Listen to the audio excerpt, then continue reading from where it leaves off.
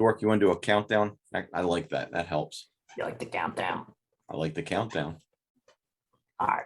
5, 4, 3, 2, 1. Welcome to These Toys from My Attic, bringing you the greatest toys from the greatest decade. And tonight, we're bringing you the top 5 Horde members. This guy's main crew, and we're ranking them from number 5 all the way down to number 1. I love Hordes. You love what? Hordes. I don't think tonight shows what you think it is, but let Hordak, tell us who your number 5 guy is right now. Please get me out of this situation. Hello, toy nerds. Here is my list of my top 5 members of the Horde. Coming in at number 5, famous for malaria and yellow fever, it's Mosquitor. Looks like a peckerhead. Well, kind of like a woodpecker. I see what you're going at there. I think you're going towards woodpecker head. But Brian, why don't you tell us the history of Mosquitor? Tell me a little bit about the figure, because it was a neat figure. It had a neat addition to it. Okay. Well, Mosquitor is one of them figures that, like anything, it was released late in the line. I believe it was released somewhere around like 1987.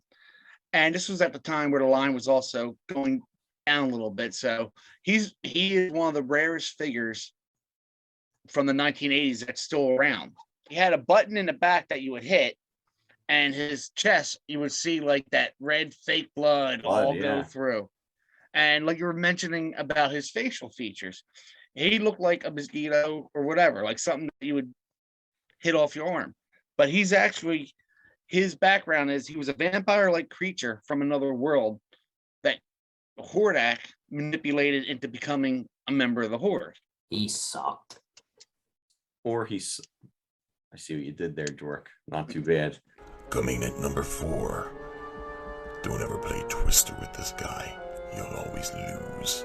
Modulok. One thing I have to say about Modulok, the figure and the toy in itself, Modulok was made so that he could combine. Like, he didn't have 2 legs. I think the package that he came in, I forget how many parts it was. It could have been like somewhere around like 30 separate parts. He had the waist, he had 2 heads. He was that figure that you could make one gigantic figure out, 2 figures, or you could make like a little different army of figures. He had so many pieces that they easily got lost.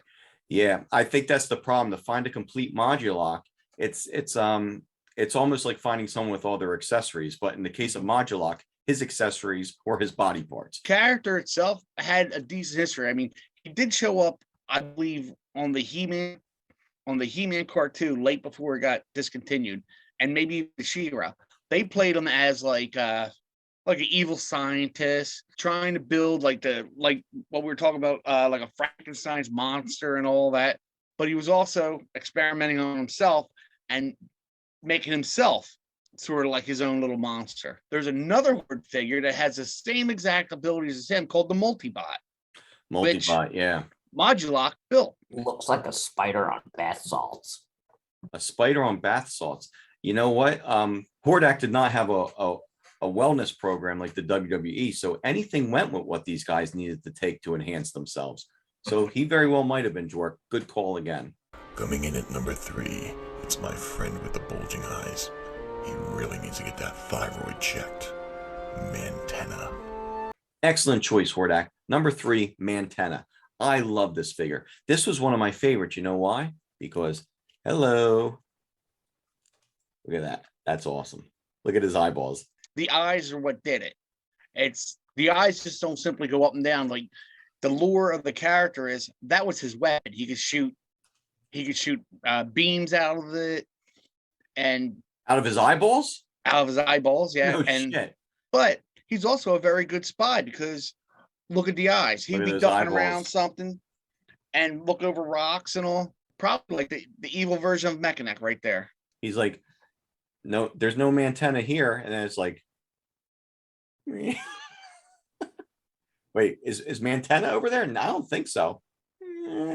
See his little eyeballs popping. No, that's just a Jersey crab. Looks like he hangs out with Snoop Dogg. Coming in number 2, famous for his role in the swamp in Stand By Me. Yep, he was the one on Gordy. It's Leech.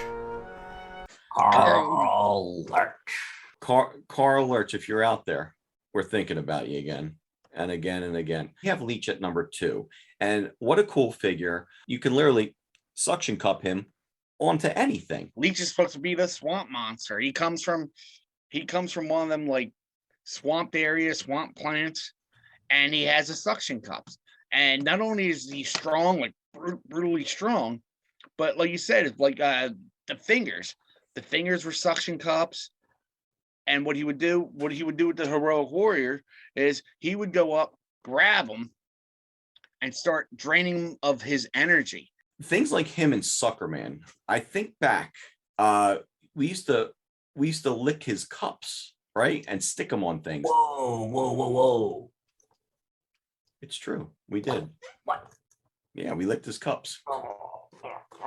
The wetter his cups were, the better he stuck. That's wrong, yeah. So same with Leech. You'd be licking Leech's mouth and sticking it because it would stick better.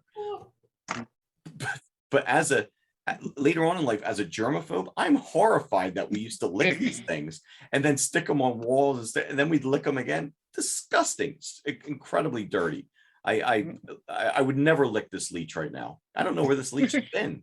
And now's the time we all been waiting for, Hordak. Who is your number 1 go-to guy? And coming in at number 1, my spunky little furball, Grizzlor. Here's your number 1, baby, Grizzlor. What the hell is that?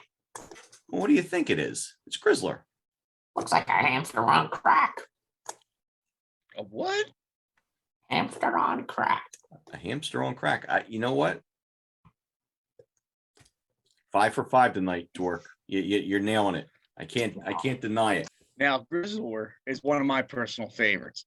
They were saying he was an urban legend and all this. Oh, the Grizzlor is going to get you. I like He a has Bigfoot.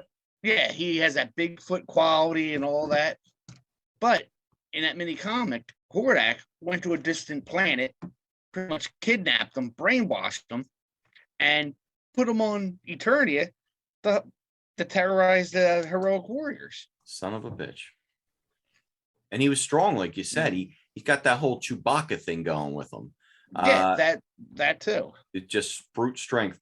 And let us warn children once again. Slime Pit, no. The Nope. Grizzlor does not get slimed. Comes with a hamster wheel. Hamster wheel included. And there's actually two different variants of that Grizzlor figure. And what's the other one look like? Yeah, you have that one. They look exactly the same, except the face is a little bit darker. And it is a rarity. I forget where it was released, but that was the one right now that's more valuable. Yep. Belongs in the slime pit with Moss Man. No, that's the last. That's the last. He would get ruined in there, Dwork. Yep. See you later, Grizzlor. The Dwork has spoken. Be sure to tune in for the next episode where we do King Hiss's Men, the Snake Men. Hey, Yeah, what's the matter? don't you want to hear my top 5 hordes? I'm a little nervous. But, Number 1. Oh, here we go. Tila, not a member of the Horde. I think you're mistaken here. Next? Oh, yeah, no, member of the horde. Okay. Who else you got? Fisto. Fisto's. What is wrong with him? I don't know. All right. Oh, look at Dwork going crazy. Dwork, I'm giving you one more, but I swear to God, you give me another stupid ass answer, I'm canceling you. You're off the air. All right. Shira. Oh, come on. You're out of here. See you later. Say bye to Dwork, everybody. Bye, Dwork. Bye, Dwork. All right. Well, Brian, thank you for coming. We'll bring Dwork back for the next episode with King Hiss and the Snake Men. But for now, he's old news to us. Brian, thanks for coming. Everybody, don't forget to subscribe, hit the like button, hit the share button, hit the comment. Yeah, you're awesome. You have more information about He-Man than anybody ever met. Thank you very much, my friend. So get ready and do your studying on the Snake Men, because that's what I'm going to hit you up with next.